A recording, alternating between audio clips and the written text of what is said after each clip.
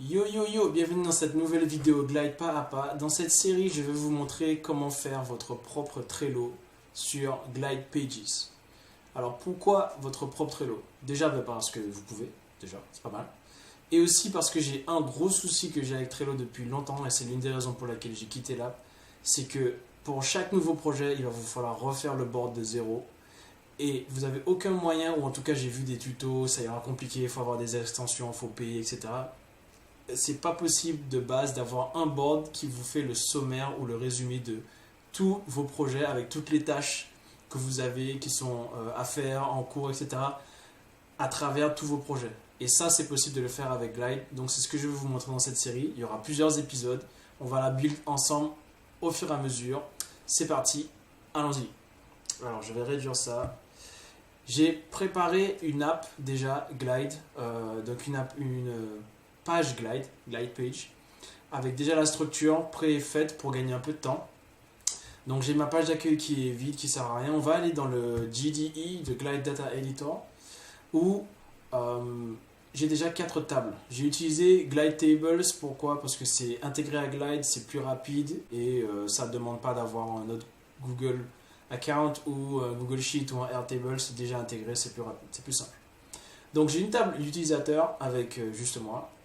J'ai une table projet avec le nom et l'image et un identifiant généré automatiquement. Donc j'ai des projets. Chaque projet, j'ai des tâches. Donc j'ai une table tâches. Pour la table tâche, j'ai pareil l'identifiant, le résumé de la tâche, son statut, une description longue, la date où ça a été créé et une pièce jointe si besoin. Et j'ai une table liste que je vous recommande d'avoir dans tous vos projets Glide. C'est pour en fait avoir toutes vos listes ou toutes les valeurs dont vous avez besoin. Donc si vous avez des formulaires, vous avez des choix, des choice components dans Glide, vous pouvez mettre des oui/non, des langues, des country, etc., etc. Donc tout ce qui est liste, vous les mettez là. Donc moi j'ai les statuts, donc j'ai un statut pour la tâche ouvert, en cours, complété, fermé. Tout ça je le mets dans la page liste et je vais pouvoir utiliser cette liste dans mes composants, on va le voir plus tard. Alors, on va retourner ici, on va commencer par créer une page qui va nous permettre de gérer nos projets. Donc, on va prendre la source projet, on va l'appeler projet. Hop. Sur cette page, je vais créer un bouton pour pouvoir créer nos projets. Donc, on a un bouton ici, on va le mettre au milieu, en gros. On va choisir l'action montrer show form screen, donc c'est montrer le formulaire. On va l'appeler créer un projet. Small overlay, ça n'a pas d'importance. Quand on clique dessus, ça va ouvrir l'overlay pour le coup. Ici, on peut choisir, on peut mettre un titre, un nouveau projet. On va choisir de créer cette nouvelle ligne dans la table projet. L'identification, c'est pas important. Et là, on a les deux champs qui sont automatiquement reconnus. Il a reconnu que image, ça devrait être une image et que le texte, le nom devrait être un texte. Donc, on va rendre le texte obligatoire. Voilà. Et là, on va créer mon nouveau projet. Et j'ai une image ajoutée. C'est créé. Maintenant, on va ajouter une liste. Donc, on a des collections ici. On va faire une liste des projets. Cette liste est connectée à l'utilisateur. On va la connecter à projet. Et là, on a du coup un test que j'avais fait et mon nouveau projet qui est ici. Donc, ce test, je peux l'effacer. Hop. Donc, si on revient ici, on a notre collection avec mon nouveau projet. Super. Maintenant, si je rentre dans mon nouveau projet, je peux mettre le titre, donc mon nouveau projet, et je vais faire la même chose. Je vais vouloir ajouter une tâche, pouvoir ajouter des tâches à ce projet. Donc, ce que je vais faire, c'est qu'ici, je vais pareil rajouter un bouton. Et ce bouton, on va pareil le mettre au milieu, en gros, créer tâche. Show form screen, c'est pareil. Quand je crée la tâche, pareil, je vais choisir, alors ici, nouvelle tâche. Oups.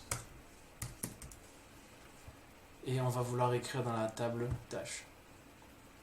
Encore une fois, il récupère les champs par défaut.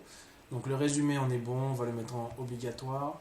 Le statut, on va utiliser une liste, donc je vais l'effacer pour l'instant. La description, on va le mettre avec requis. La date de création, ce qu'on va faire, c'est qu'on va vouloir automatiquement la générer. Donc on va utiliser le special values avec le current datetime, donc la date courante, le jour et la date courante. Hop.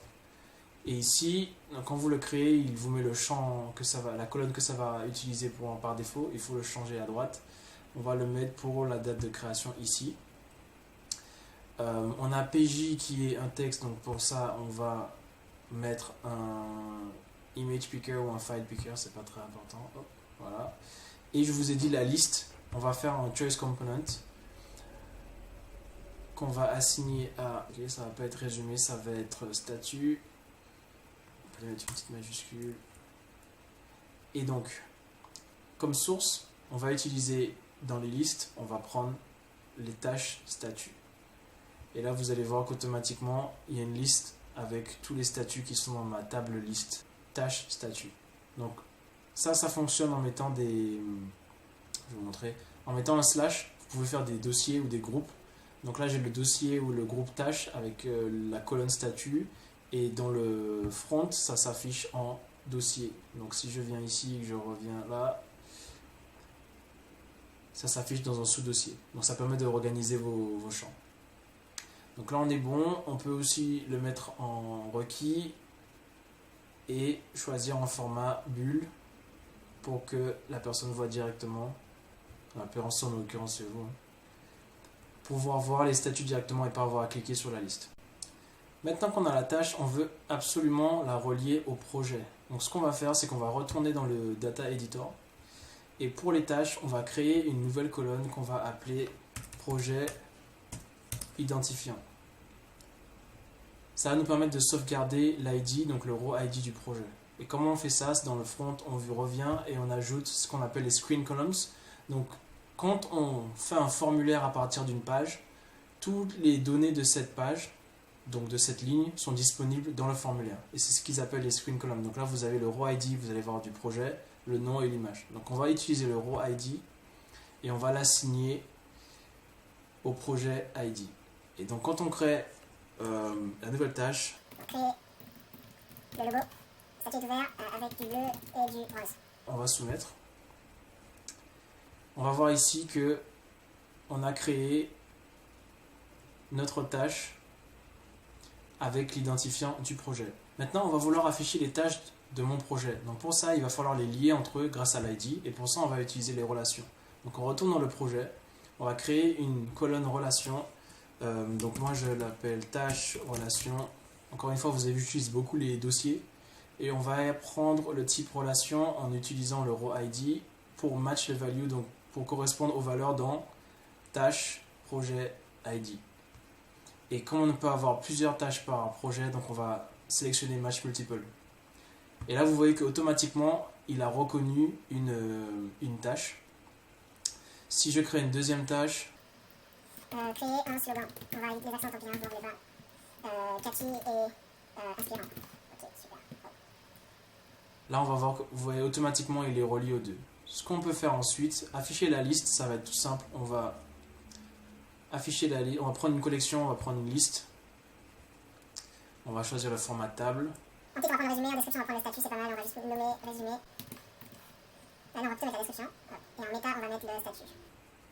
Alors, pour gagner du temps, j'ai mis pause et j'ai créé deux projets avec des tâches. Donc là, il y en a deux tâches comme on a vu tout à l'heure. Si on retourne ici, le deuxième projet, on a une tâche. Ok, mais vous allez me dire, mais quel rapport avec Trello? On n'a rien fait de Trello pour l'instant. Ça arrive.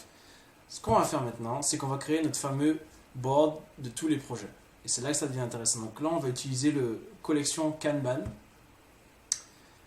Et avant ça, il va falloir faire quelques ajustements dans la table. Donc il va nous falloir créer une colonne pour ça. On va l'appeler ordre. Et on va le laisser en texte et on va le mettre colonne spécifique. Colonne spécifique, user spécifique, ça veut dire que mon ordre à moi sera différent par rapport à l'ordre de quelqu'un. Pour l'instant, je suis tout seul, mais à terme, on aura des utilisateurs. Donc, on veut que l'ordre soit spécifique à l'utilisateur qui est connecté. Donc, on va le mettre ça comme ça. On a le statut et ça, c'est bon. Donc, si on retourne maintenant dans notre Kanban, on a plusieurs choses à faire. Déjà, on va prendre les tâches et vous voyez automatiquement il a déjà créé des colonnes en devinant quelle colonne il voulait utiliser pour les listes. Donc, Là, on va faire toutes les tâches. On va utiliser le résumé, la description, l'image. ça va être la PJ, le tag, on va utiliser le projet, mais ça on ne l'a pas encore, donc on va le faire tout à l'heure. On va grouper par statut et l'ordre, comme je viens de vous dire, on va utiliser la colonne ordre. On va retirer ça parce que ça ne marche pas. Et pour l'instant, il ne montre que les statuts qui sont avec des tâches existantes. Si on veut avoir toutes les colonnes qui sont placées et qu'on puisse drag and drop, il faut créer les groupes soi-même. Donc, on va créer ouvert et on n'a qu'à suivre la liste. En cours, compléter. Et Ça va nous permettre de drag and drop les différentes tâches et automatiquement le statut est mis à jour dans la tâche complétée ici. Alright, donc pour résumer, qu'est-ce qu'on a? On a une page Glide avec de la gestion de projet, on a plusieurs projets. On a un Kanban board à la Trello pour avec toutes nos tâches across tous les projets. On peut filtrer sur un projet ici et ça nous montre les tâches à ce projet-là. On peut filtrer aussi ici, ça revient au même, c'est pareil. On peut rentrer dans un projet, voir la liste des tâches. On peut rentrer dans une tâche et voir le détail, télécharger les pièces jointes s'il y en a, etc. Dans les prochains épisodes, on va voir comment ajouter des gens à mon application pour pouvoir leur assigner des tâches. On va voir comment ajouter des commentaires. On va voir comment améliorer la gestion de projet, avoir des statuts de projet, comment mieux naviguer, avoir mes tâches, etc. etc. Donc, n'hésitez pas à vous abonner pour voir la suite et recevoir les notifications sur les prochaines vidéos. Donnez-moi vos avis dans les commentaires. Dites-moi si vous avez d'autres idées de tutos que je pourrais faire, en plus de celui-là. Et je vous vois dans la prochaine vidéo. Salut!